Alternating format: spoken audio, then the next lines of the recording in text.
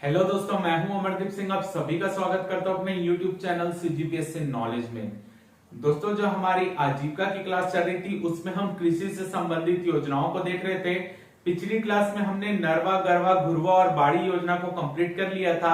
आज की क्लास में हम जो योजना कंप्लीट करने वाले हैं वो है कृषक समग्र विकास योजना या किसान समग्र विकास योजना। देखिए, ये योजना काफी ज्यादा बड़ी है क्योंकि इस योजना के अंतर्गत 4 उप योजना भी चल रही है। यानी आप टोटल देखेंगे तो 5 योजना हम आज की क्लास में करेंगे। कृषक समग्र विकास योजना के अंतर्गत ही 4 अन्य योजनाएं भी चल रही है जो उसकी उप योजना है। तो ये वीडियो आपके लिए काफी ज्यादा इंपॉर्टेंट होने वाला है। कई अच्छी जानकारी आपको इस वीडियो में प्राप्त होने वाली है। तो अगर आपको ये वीडियो अच्छा लगे तो वीडियो को जरूर लाइक कीजिए, चैनल को सब्सक्राइब कीजिए और ज्यादा से ज्यादा वीडियो को शेयर कीजिए। बहुत से स्टूडेंट ये पूछ रहे हैं कि सर आजीविका की क्लास कब कंप्लीट होगी, कितने दिन लगेंगे। तो मैं भी जो है लगभग जो है मेरे हिसाब से 14 से 15 क्लास और लगेगी आपको आजीविका कंप्लीट करने के लिए, क्योंकि आपका बैंकिंग पार्ट भी बचा हुआ है। इसके बाद आपका जो कि कृषि से रिलेटेड श्वेत क्रांति वाला पार्ट भी बचा हुआ है। तो कई पार्ट है जो अभी बचे हुए हैं। तो आपका लगभग 15-16 क्लास लगेगी, आपका कंप्लीट हो जाएगा। क्लियर है? तो चलिए चालू करते हैं आज की क्लास। वो है कृषक समग्र विकास योजना।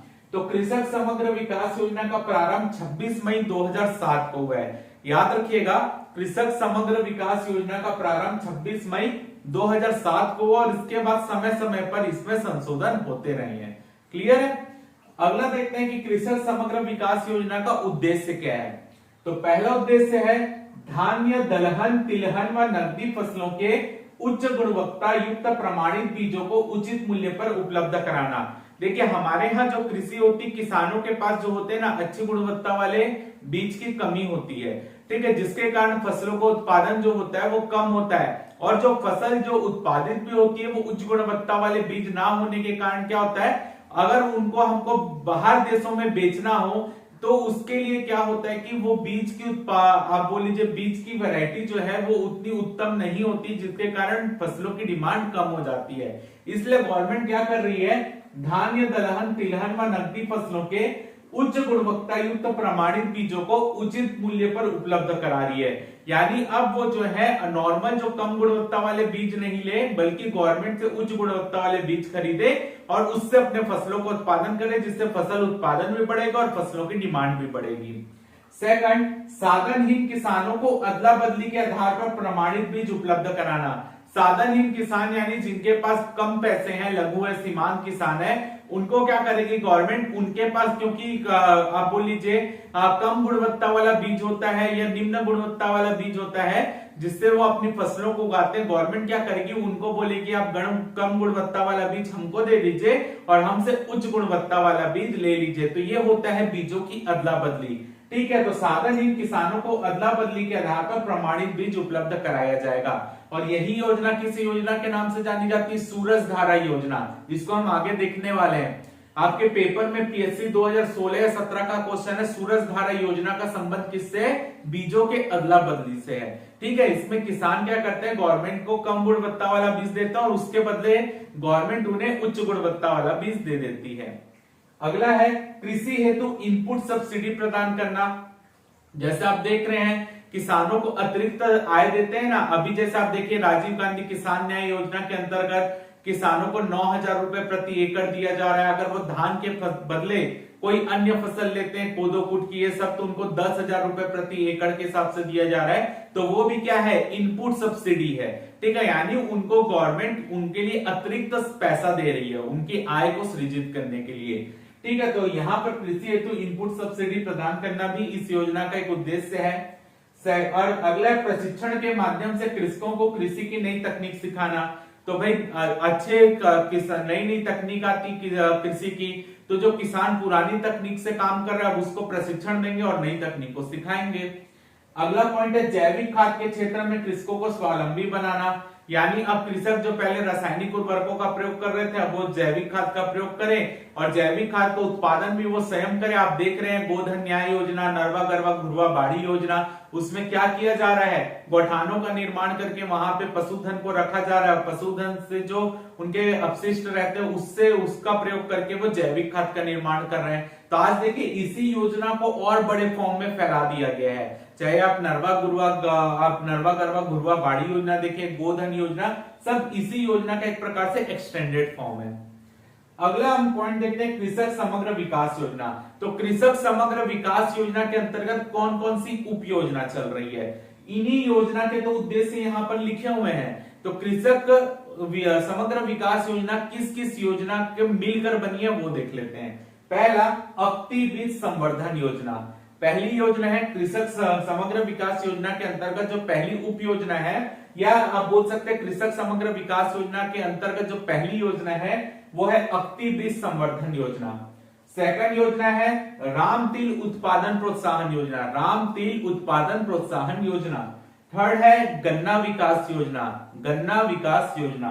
फोर्थ है नाडेप विधि से गोबर खाद तैयार करने का कार्यक्रम। तो ये आप हमने पढ़ा हुआ है, नाडेप विधि क्या होता है, एक आयताकार टैंक टाइप का बनाया जाता है, उसमें ऑक्सीजन जाने की जगह रखी जाती है, उसके ऊपर जो है वहां पर पशुओं के अपशिष्ट, कृषि अपशिष्ट डाले जाते हैं, उसके बाद खाद बनाई जाती है। तो ये योजना जो है अभी आप देखेंगे तो नरवा गुरवा बाड़ी योजना के अंतर्गत भी चल रही है, और नाडेप विधि से जो है जैविक खाद बनाना, तो इसको गवर्नमेंट ने एक अलग योजना बना दी, जैविक खेती मिशन, जिसको हमने पढ़ा हुआ है कि जैविक खेती मिशन के अंतर्गत जो है गवर्नमेंट जो है जिलों को जैविक जिले के रूप में विकसित कर रही है, और बाकी जिलों में एक एक विकास खंड को जैविक विकास खंड के रूप में अपना विकसित करने का प्रयास कर रही है। तो नाडेप विधि से गोबर खाद तैयार करने का कार्यक्रम वर्ष 2014-15 में जैविक खेती मिशन के अंतर्गत मिला दिया गया, और इस कार्यक्रम को कृषक समग्र विकास योजना से बाहर कर दिया गया। फिर से बोल रहा हूं कि जो आपका नाडेप विधि से गोबर खाद बनाने का कार्यक्रम है, इसको 2014-15 में जैविक खेती मिशन की उप योजना बना दी गई, यानी ये अलग से एक कार्यक्रम चालू हो गया जैविक खेती मिशन, उसके अंतर्गत ये चला गया। लेकिन जब ये 2014-15 में ये जैविक खेती मिशन के अंतर्गत चला गया, तो इस कृषक समग्र विकास योजना की एक अन्य उप योजना और जोड़ी गई, वो थी दलहन बीज उत्पादन प्रोत्साहन योजना। तो अगर आपसे पूछा जाए कि वर्तमान में कृषक समग्र विकास योजना के अंतर्गत कितनी उप योजना चल रही है, तो 4। कौन कौन सी, अक्ति बीज संवर्धन योजना, राम तिल उत्पादन प्रोत्साहन योजना, गन्ना विकास योजना और दलहन बीज उत्पादन प्रोत्साहन योजना। ये वर्तमान में 4 योजना चल रही है। अगर आपसे पूछा जाए कि कृषक समग्र विकास योजना जब प्रारंभ हुई थी तो उस समय कौन कौन सी 4 योजना इसकी उप योजना थी, तो अक्ति बीज, राम तिल, गन्ना विकास योजना और नाडेप विधि से जैविक खाद बनाना। ये कब जैविक खेती मिशन में चला गया, 2014-15 में। दलहन बीज उत्पादन प्रोत्साहन योजना कब कृषक समग्र विकास योजना की उप योजना बनी, वर्ष 2014-15 में। इसको याद रखिएगा, फैक्चुअल नॉलेज है। अब हम सबसे पहले पढ़ते हैं अक्ति बीज संवर्धन योजना। तो अक्ति बीज संवर्धन कार्यक्रम या योजना जो है, ये भी 3 योजनाओं का मिश्रण है। अक्ति बीज संवर्धन योजना भी एक 3 योजनाओं का मिश्रण थी। कौन कौन सी, बीज बैंक योजना, बीज अनुदान योजना और सूरज धारा योजना। सूरज धारा योजना मैंने आपको बताई, पीएससी ने पूछा था। सूरज धारा योजना क्या है कि ऐसे किसान जिनकी आय कम है, उन किसानों को, वो किसानों के पास निम्न गुणवत्ता के बीज होते हैं, वो निम्न गुणवत्ता के बीज गवर्नमेंट को देंगे और गवर्नमेंट उसके बदले उन्हें उच्च गुणवत्ता के बीजों को दे देगी। तो इसे क्या कहते हैं, बीजों की अदला बदली। तो यही है आपकी सूरज धारा योजना। और सूरज धारा योजना वर्तमान में किस योजना के अंतर्गत आती है, अक्ति बीज संवर्धन कार्यक्रम के अंतर्गत आती है।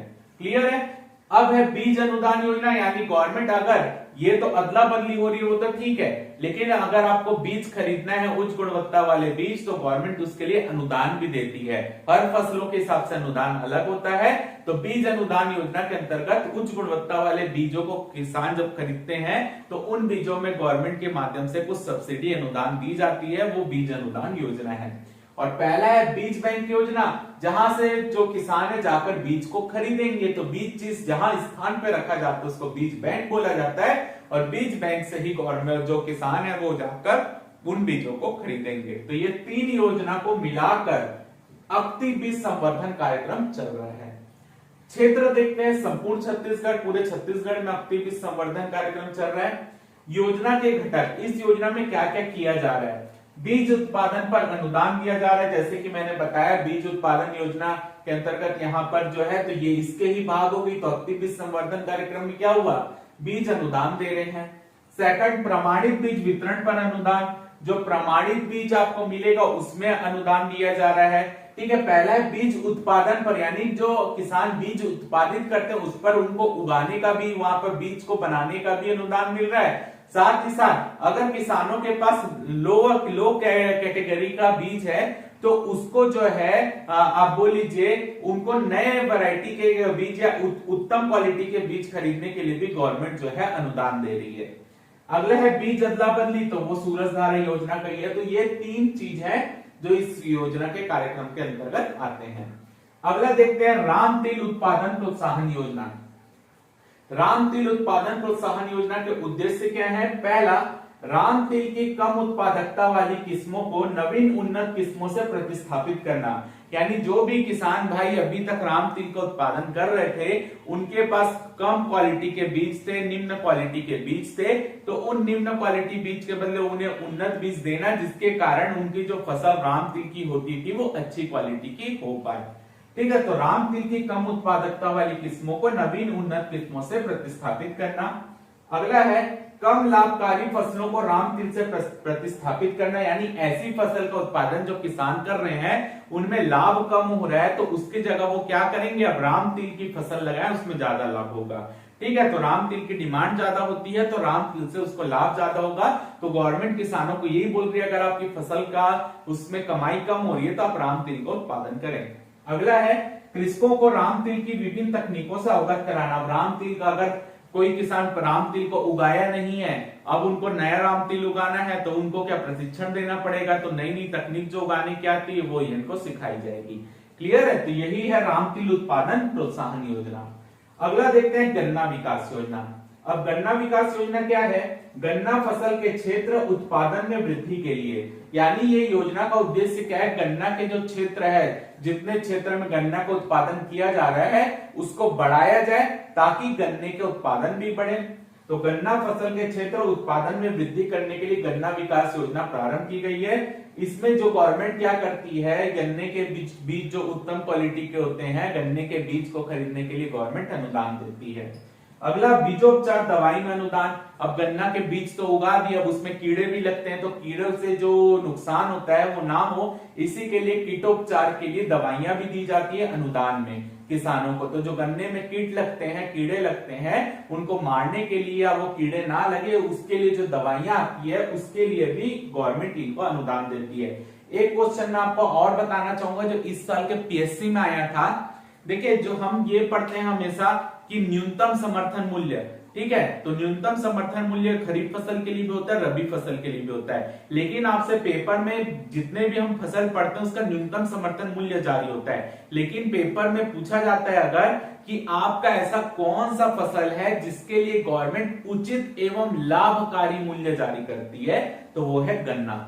क्लियर है, तो अगर बाकी जितने भी फसल होती जैसे धान, मक्का, ज्वार, गेहूं, चना, इन सब के लिए गवर्नमेंट क्या जारी करती है, न्यूनतम समर्थन मूल्य एमएसपी जारी करती है। जबकि गन्ने के लिए गवर्नमेंट क्या जारी करती है, उचित एवं लाभकारी कीमत। क्योंकि देखिए जो गन्ने का उत्पादन होता है, गन्ने का उत्पादन केवल 5% ऐसा होता है जो नॉर्मल क्षेत्रों में बेचने के लिए आता है, जिसे हम खाते हैं, लेकिन 95% गन्ने का जो उत्पादन होता है वो 95% उत्पादन जो चला जाता है चीनी फैक्ट्री में, जिससे शक्कर का निर्माण होता है। ठीक है, तो इसी के लिए जब गन्ने का उत्पादन होता है तो गन्ने के उत्पादन से लेकर उस गन्ने को फैक्ट्री तक ले जाने तक, यानी किसानों ने गन्ना उत्पादन किया, अब उस गन्ने को उत्पादन करने के बाद उस गन्ने को जिस फैक्ट्री में उनको देना, उस फैक्ट्री में ले जाने तक जितना कॉस्ट लगता है उसमें किसानों को लॉस ना हो, इसी के लिए गवर्नमेंट फसल का भी पैसा दे रही है और साथ ही साथ उनका जो परिवहन का चार्ज है उसको भी इंक्लूड किया जाता है। इसी के लिए गन्ने में क्या जारी होता है, उचित एवं लाभकारी मूल्य, ना कि न्यूनतम समर्थन मूल्य। ये चीज को याद रखिएगा। क्लियर है? तो इस बार के पीएससी का क्वेश्चन भी था कि उचित एवं लाभकारी मूल्य किस फसल के लिए जारी होता है? गन्ने के लिए। क्लियर है? कारण क्योंकि गन्ने का उत्पादन किस खेत में हो रहा है, अब वो खेत में उत्पादन के बाद चीनी फैक्ट्री तक ले जाने तक जो भी गन्ने का ले जाने की कॉस्ट आती है सबको जोड़ दिया जाए तो वो आता है उचित एवं लाभकारी मूल्य। क्लियर है? तो ये चीज याद रखिएगा। अगला देखते हैं दलहन बीज उत्पादन प्रोत्साहन योजना। दलहन बीज उत्पादन प्रोत्साहन योजना 2014-15 में कृषक समग्र विकास योजना के अंतर्गत ये योजना आई थी। इसका उद्देश्य क्या है? दलहन के रकबे को बढ़ाना, यानी हमारे यहाँ जो दलहन का रकबा है वो बहुत कम है, कम ही क्षेत्र में दलहन उत्पादन होता है। इसी के लिए दलहन उत्पादन को बढ़ावा देना इस योजना का पहला उद्देश्य है। सेकंड है बीजों के अन्य राज्य से खरीदी को कम करना। अब दलहन के बीज हमारे यहाँ कम होते हैं, दलहन फसल कम होती है, तो हम क्या करते हैं? दलहन के बीज को अन्य राज्यों से खरीदते हैं। तो वो ना हो इसलिए गवर्नमेंट क्या कर रही है कि यहाँ के किसानों को प्रोत्साहित करने के अच्छी क्वालिटी के दलहन के बीज लाएं और उससे अच्छी फसलों को उत्पादित करें, जिससे हमारी अन्य राज्यों में जो डिपेंडेंसी है वो कम हो जाए। ठीक है? तो याद रखिएगा बीजों के अन्य राज्यों से खरीदी को कम करना इस योजना का उद्देश्य है। अब जितने भी हमने कृषक समग्र विकास योजना पढ़ी, आप देखिए हर योजना में हमने बीजों से रिलेटेड बात की है। चाहे आपका अक्ति बीज संवर्धन हो, चाहे आपका गन्ना विकास योजना हो, चाहे आपका राम तिल उत्पादन योजना हो या दलहन बीज उत्पादन योजना हो, सब में हमने बीजों से रिलेटेड बात की है। तो इस योजना की क्रियान्वयन एजेंसी कौन होगी? छत्तीसगढ़ राज्य बीज व कृषि विकास निगम। क्लियर है? तो कृषक समग्र विकास योजना की कार्यान्वित एजेंसी अगर आपसे पूछा जाए तो छत्तीसगढ़ राज्य बीज व कृषि विकास निगम द्वारा कार्यान्वित योजना है, क्योंकि हर योजना जो उसकी उप योजना है, चाहे वो अक्ति बीज संवर्धन हो, चाहे आपका राम तिल उत्पादन हो, चाहे गन्ना विकास हो या दलहन, सब में बीज से रिलेटेड बात हुई है। तो हमेशा इसको कॉन्सेप्ट को याद रखेगा। छत्तीसगढ़ राज्य बीज व कृषि विकास निगम द्वारा कार्यान्वित योजना है कृषक समग्र विकास योजना। तो यहाँ पर हमारा कृषक समग्र विकास योजना का पूरा कॉन्सेप्ट खत्म होता है। आप इसके स्क्रीनशॉट ले लीजिए।